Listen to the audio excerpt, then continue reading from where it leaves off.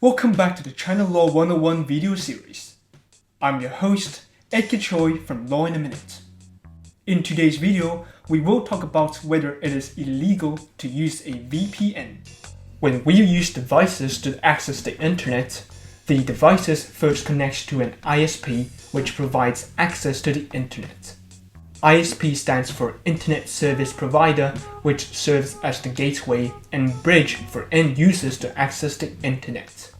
Currently, in China, it mainly refers to the three major telecommunications operators: China Telecom, China Mobile, and China Unicom. In general, when our devices connect to internet sites through an ISP, they directly connect to the destination site's server, which then sends the information back. There are risks of network attacks during the transmission of information. Network attacks can filter, delete, or even shut down websites, preventing the destination site's server from transmitting information back. There are various methods of network attacks, with common ones including IP address blocking, content filtering, domain hijacking, and traffic restrictions. So this is the principle behind the work of firewall network content filtering. In China, the so-called firewall refers to the National Public Network Monitoring System, which is a general term for multiple network inspection systems established by the Chinese government within its jurisdiction on the internet. Virtual Private Network (VPN) is a technology developed to address the security, confidentiality, reliability, and stability of network data transmission. It can establish a secure virtual private network on a public network, providing users with a low-cost, efficient, and secure channel for sharing and transmitting data resources. It can solve the problems of traditional enterprise network configuration for remote communication hardware and high maintenance costs. The term climbing over the wall refers to bypassing the firewall, which means bypassing IP blocking, content filtering, and other network attacks to access the target server and obtain information effectively. Climbing over the wall does not equal VPN. It is just that VPN can establish a secure communication tunnel between the device and the target server. By encrypting data and altering the target's address of the data, it prevents information from being attacked, and it also bypasses the network inspection of the firewall, achieving climbing over the wall. Due to the high cost of cross-border dedicated lines and related VPN services provided by the three major operators, and the low production cost, affordability, and ease of installation of illegal VPN software, it is quite common to practice to use such VPN software to browse restricted overseas network contents within the country.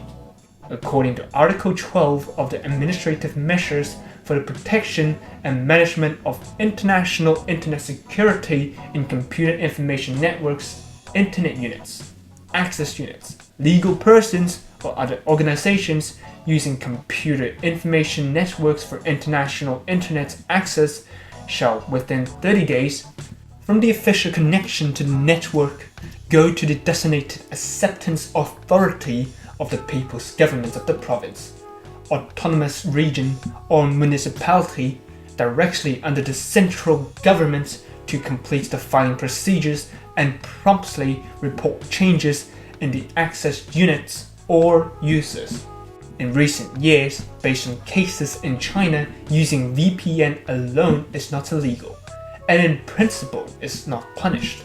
However, it must be a VPN constructed and registered by relevant entities. The act of individuals using VPN for browsing is not illegal in itself.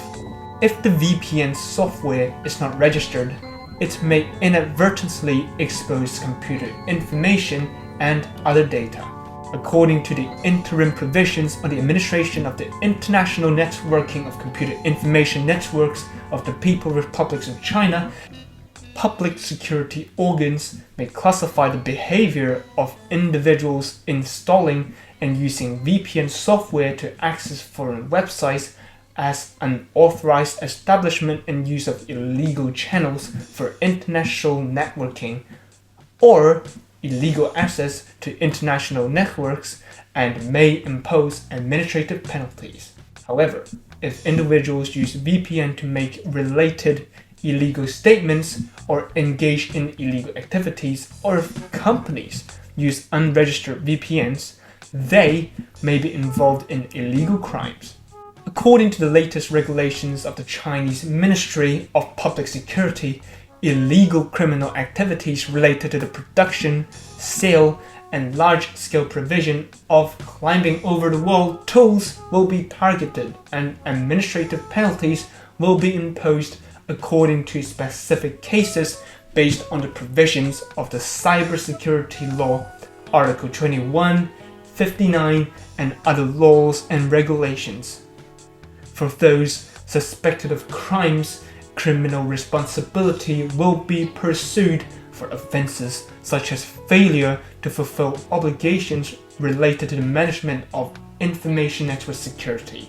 Based on recent criminal cases related to cracking down on the production and sale of VPNs, there are mainly three main types of convictions and penalties. First, the crime of failing to fulfill obligations related to the management of information network security. For example, in the case of Jews' refusal to fulfill obligations related to the management of information network security, the defendant Jew registered and established a company, created multiple websites to promote the VPN software he developed, and sold it on his own. Later, Jew rented domestic and foreign servers to establish his VPN platform and sold access to it online.